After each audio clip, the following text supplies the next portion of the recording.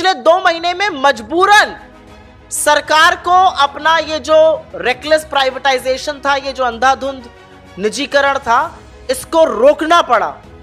मैं 4 चीजों का नाम यहां पर लूंगी, बीपीसीएल, कॉनकोर, पवन हंस और सेंट्रल इलेक्ट्रॉनिक्स लिमिटेड। बीपीसीएल की बिक्री क्यों रोकी गई? ये नवरत्ना है, इसमें से कुछ महारत्ना कंपनीज हैं। और आपकी जानकारी के लिए बता दूं, ये वो कंपनीज हैं जो प्रॉफिटेबल हैं, ये मुनाफा कमाती हैं, ये स्ट्रेटेजिक हैं, ये जरूरी है इस देश के लिए। ऐसी कंपनियों को बेचा जा रहा है।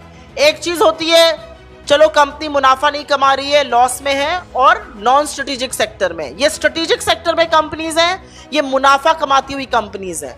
और अभी 10 सेकंड में आपको बताएंगे कि एक्चुअल कारण क्या है बेचने का। खैर, बीपीसीएल से बात शुरू करते हैं। बीपीसीएल की बिक्री इसलिए रोकी गई क्योंकि 3 में से जो 2 निवेश करने वाले लोग थे वो भाग गए। उनको इस सरकार की नीतियों पे विश्वास नहीं है, उनको जिस तरह की ये कानून नियम बनाते हैं उस पर विश्वास नहीं है, तो बीपीसीएल की सेल को रोक दिया गया। पवन हंस लिमिटेड, चाहे ऑफशोर ड्रिलिंग हो, तेल ढूंढने के लिए ड्रिलिंग करी जाती है, चाहे बॉर्डर एरियाज में आवागमन हो, सेना का, बीएसएफ का, फोर्सेस का, पवन हंस बहुत काम आता है। पवन हंस की 51% भागीदारी एक ऐसी कंपनी को बेच दी गई जिसके खिलाफ एनसीएलटी कोलकाता ने फैसला सुनाया हुआ है, क्योंकि वो दिवालिया कंपनी के लिए अपने जो एक कमिटमेंट था उसको पूरा नहीं कर पाई थी। ऐसी कंपनी के लिए बेच दी गई। सेंट्रल इलेक्ट्रिक्स लिमिटेड, ये साइंस एंड टेक्नोलॉजी मंत्रालय का एक पीएसयू है, क्रिटिकल मटेरियल प्रोवाइड करता है डिफेंस को, एनर्जी डिपार्टमेंट को, एनर्जी प्रोग्राम्स को इंडिया के, और रेलवेज को।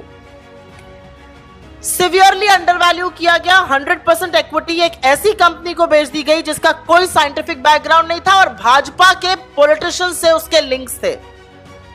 जब पता चला कि 2 बिडर के ही आपस में संबंध हैं तो उसको रोका गया, और ये भाजपा से लिंक्ड लोग थे। और container corporation of India, Concor, जो रेलवे का एक पार्ट है, कांग्रेस ने इसी प्लेटफॉर्म से उसके खिलाफ लगातार आवाज उठाई थी। एक बैकडोर अरेंजमेंट हो रहा था कि कैसे उनके द्वारा अर्जित उनके जो लैंड पार्सल्स थे उसको एक प्राइवेट कंपनी को दिया जा रहा था, बिना किसी मूल्यांकन के, बिना किसी पैसे को लिए, उसको भी रोका गया। तो पिछले 2 महीने में एलआईसी का सर्वनाश करने के बाद पवन हंस, कॉनकोर, सीईएल और बीपीसीएल की सेल को रोकने पर विवश हुई है ये सरकार।